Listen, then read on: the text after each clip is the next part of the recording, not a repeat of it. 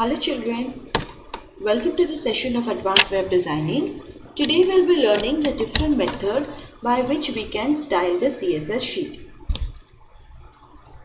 CSS is a design language which is used to style the HTML elements the way we want. Now there are different methods which can be used to style those HTML elements. The first method is the inline style sheet. As the name indicates, this method is going to be used for a HTML element within a single statement. So for example, if we want to style any single HTML element like h1, paragraph or different heading tags or the anchor tag, we can use the inline style sheet. The second is the internal or the embedded style sheet. In case we want to apply the same styles to several elements on the single page, then we can use the internal or the embedded style sheet. So it is applicable to a web document or a web page. The third type is the external style sheet.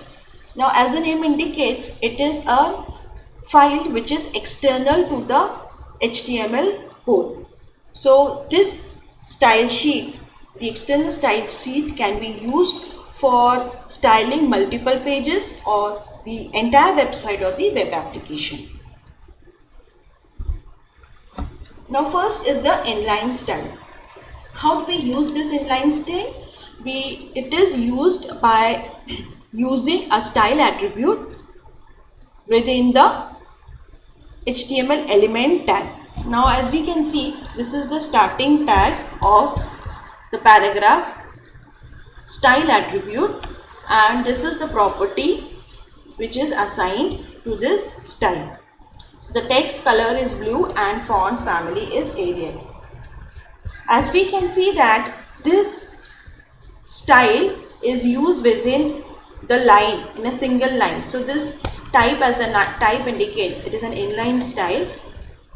The declaration is declared within the line itself, and it directly assigns the property to an element.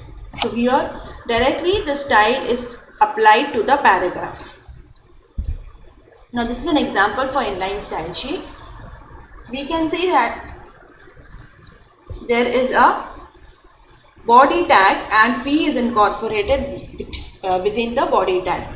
So we can, this is the declaration part, and whatever paragraph is written within the P tags, the style is applied to it and the output is affected. Now as we can see, this is the output of it.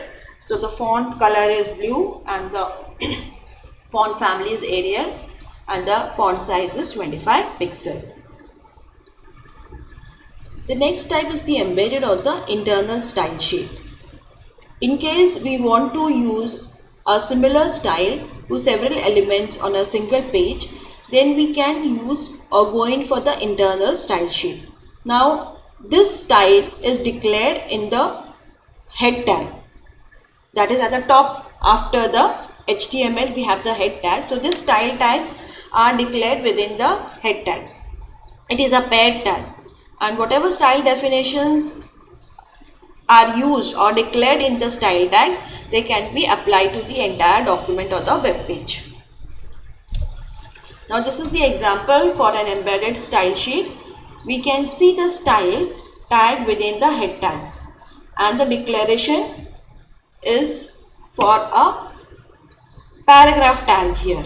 So once we declared a style for a paragraph and use that paragraph tag in the body tag, then directly the style is applied to the paragraph tag, as we can see in the output. Now what we had declared in the style was the font color was red, font family was Arial and font size was 25 pixel. Then whenever we use paragraph tag as many times in the page, the same style can be applied to the output or the paragraph tag. And the next type is the external style sheet. Now this can be used to make changes on multiple pages. It has a separate external file of extension CSS which contains the style details.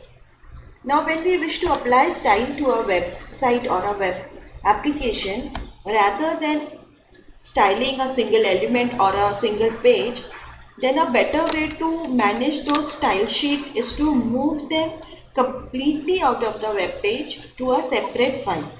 Now this will help us to apply different style sheets for different layouts without changing the HTML code. So this can be done by whatever styles have to be updated or changed in the HTML code. It can be simply done by changing that CSS. Let us see what is the CSS file. This CSS file can be written in any text editor like a notepad, etc. And when we save it, we should save it with an extension of .css. Just as we used to save the HTML file with the .html extension, this should be saved with the extension of CSS. And this file should not contain any HTML tags, as several tags like head, body, HTML tags. This file should not contain any of those tags. It should only contain the styles. As we can see it here, this is a screenshot from the .css file. The name of the file is my style, and I have defined two styles. One is for the paragraph and the second one is for the heading tag. So I have used the element selector in this case, and the entire style has been defined. Here there are various properties like the text color, font family and the letter spacing, which have been defined for the paragraph tag. There is a separate heading tag which is given the property of text color is blue, font family is Times New Roman. So this is a separate file of mystyle.css, and there is a separate HTML file by the name my web application. Now this HTML file will not contain any styles. It will just have simple tags, and if we want to apply the styles which are there in the mystyle file, then we have to use this link tag. So both the files can be linked using this link tag. Now in this case, mystyle.css is an external style sheet, and there are several pages of HTML. There is not a single page, but there are several pages, and this link tag can be used in all those HTML files to apply the styles of the mystyle file. CSS can be linked on every page using the link tag within the head tag. So this link tag is usually declared within the head section, and the example we can see it here. Link is the main tag, and there are three attributes which are required, and they have to be specified along with the link tag. So we have to declare it is a style sheet, and the type of the file is text or CSS. It can be a text file also, or it can be a CSS file, and the last attribute is the name of the file with the path. So this is how we link the external file to the HTML file. Now we will see the example for it. You can see in this example, the link tag is used within the head tag, and the name of the file is mystyle.css, and these are the three attributes which have been declared, which are shown in red in color. So this is how we are calling the separate mystyle file in the HTML file. And in the body we can see I have used two tags, h1 and paragraph.